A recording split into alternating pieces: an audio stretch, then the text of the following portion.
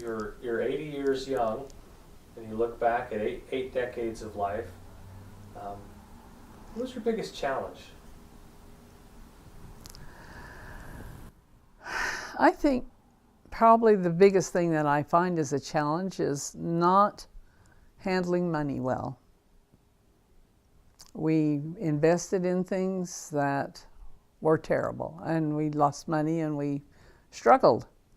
When my dad died, he left us a lot of money, and we played with it like it was monopoly money and lost it.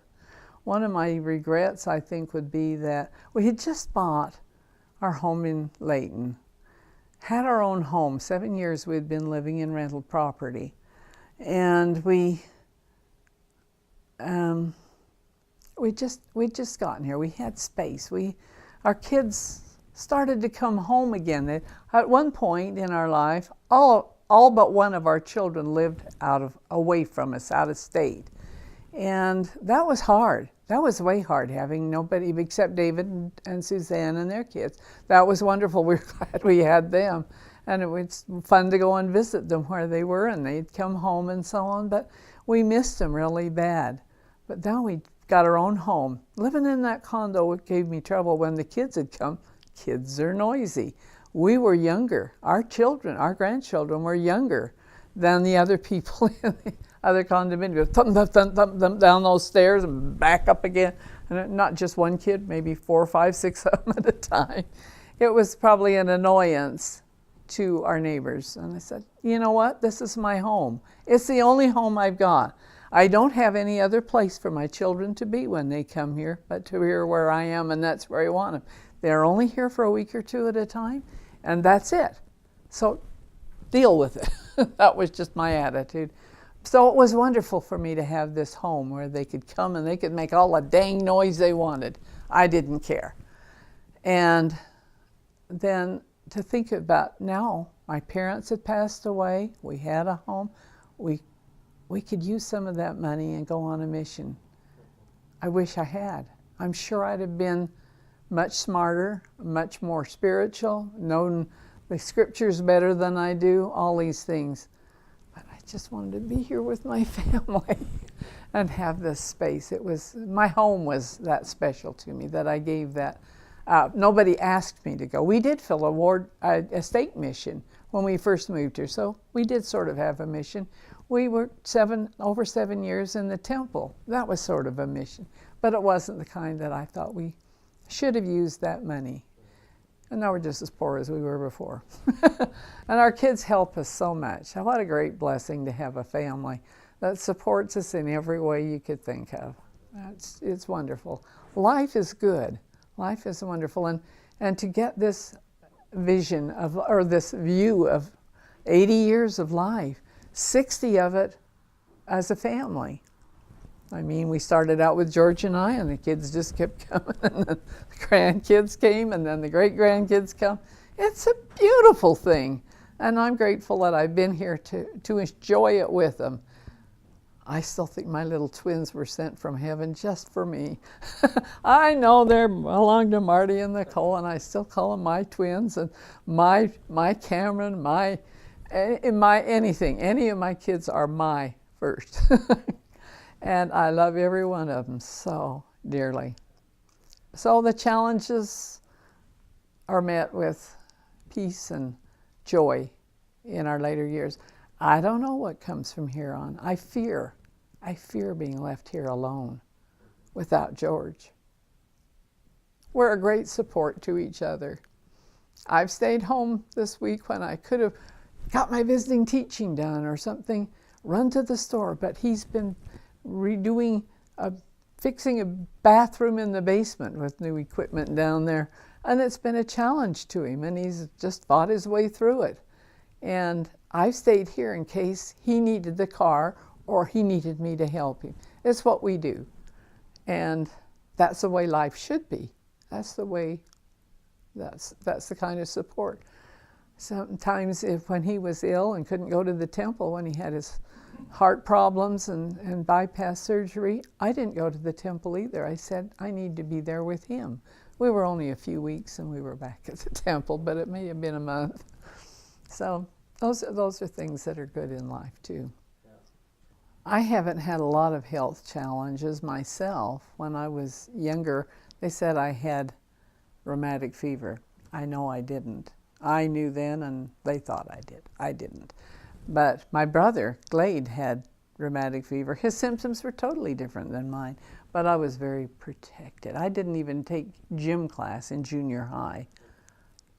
I think maybe I did. I did in 9th grade. 7th and 8th, I wasn't even allowed to take gym class. So I only lived to be 80, and we don't know where the end comes. So I haven't had a lot of health challenges. Last summer they thought they did have cancer, but they were able to snip it out, and I don't have cancer. What a great blessing. The Lord is so there for us. All we have to do is ask. I keep thinking someday I'll be saying, don't let me die, or let me die. And he might say, it's on my time, not yours.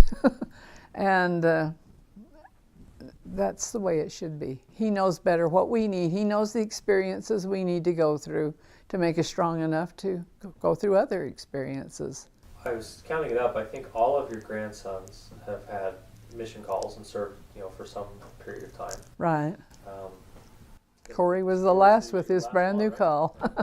And I'd have to think, but I'm adding it up. I think all of your granddaughters that are married have been married in the temple. They have. They have all married returned missionaries. Right. Is that a source of pride for you? Absolutely. Absolutely. That's the things that when you look back, you think I must have done something right. Because sometimes you feel like, oh, geez, it's been a plodding way through all those years. But it's a joy because you don't remember. I'm having a hard time remembering anything bad to think about.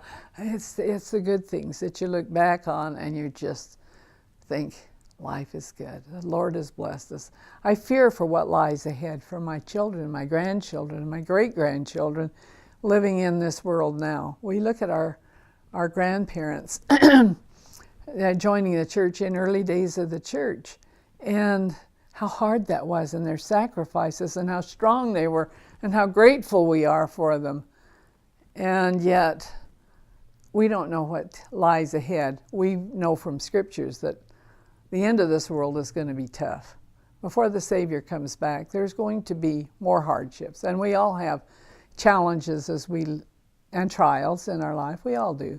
And we knew that before we came. So we can't mourn over it. We just have to face them and go through it. But the Lord is there for us. I don't know who I would be if it wasn't for the gospel. Sometimes I wonder, I compare other churches going through things like they're looking for a new pope now. We never have to worry about that when our leader passes away. It's set out for us, and he's got his deck lined right up, and he knows who's going to be there.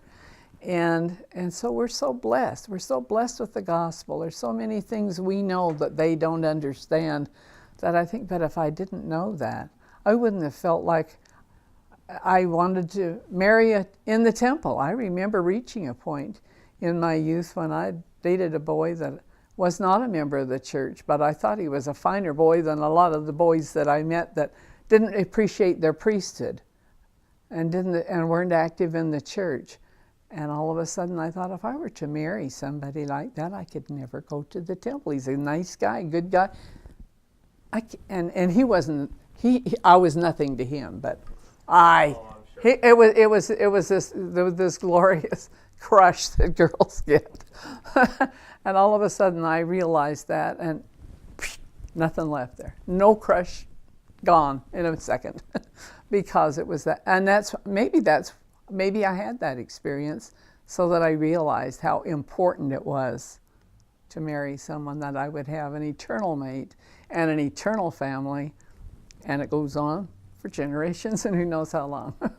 Well, I think I've kind of been sharing my testimony because so much of who I am and where I am and how much I love about life is because of my family. It is the gospel of Jesus Christ. It is the good lives that my family are living that gives me the greatest joy in the world. and the blessing that I know it'll be eternal. There's nothing better than that. There's just nothing better than that. But my little ones that won't remember me, just remember how much I loved you. But you don't. But know that I do. I do love every single one of them. They make mistakes. I've made more because I've lived longer. And my challenges have not been extreme. And I think it's because of the gospel. I always had that to guide me, to lead me in life, that I didn't have to wonder. I can remember being young and told, you don't smoke and you don't drink. In fact, I remember my mother and Dad telling us, if you don't smoke or drink, by the time you're 21, I'll buy you a wristwatch. I don't know whether any of us got a wristwatch, but we did that. And I remember knowing that these things are, if you partake of them and you drink or you smoke, it's very hard to break it. Now, I love chocolate, and if the church were to come out today and say, no more chocolate, that'd be a challenge. That would be a super challenge. But I did not want to have to fight with alcohol or tobacco, and that's basically what we knew as kids.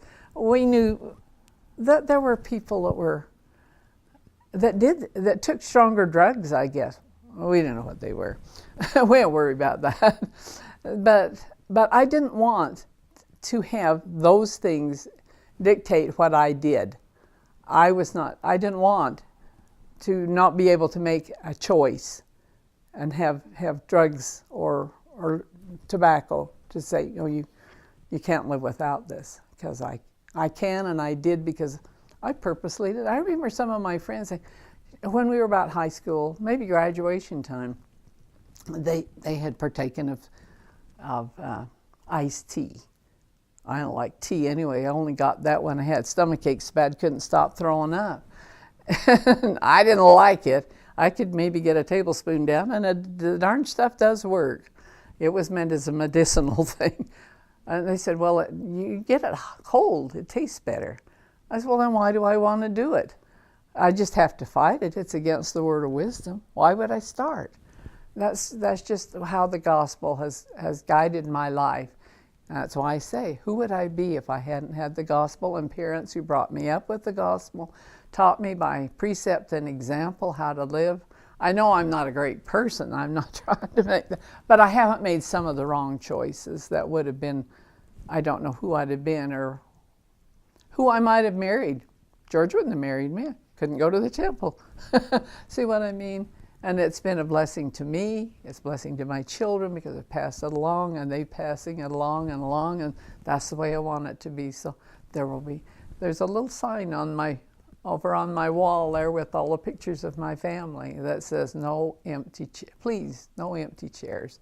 That's the chairs around the table of our family, this wonderful extended family, that I don't want any empty chairs. I want them all with me. Some have challenges that they're dealing with now. I want them to get over them. I want them to get back to the Lord and the gospel and living those principles. And that's the most important thing.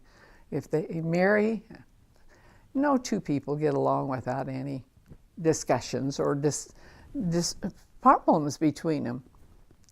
But work through them. Don't give up. Don't say, I can't do this.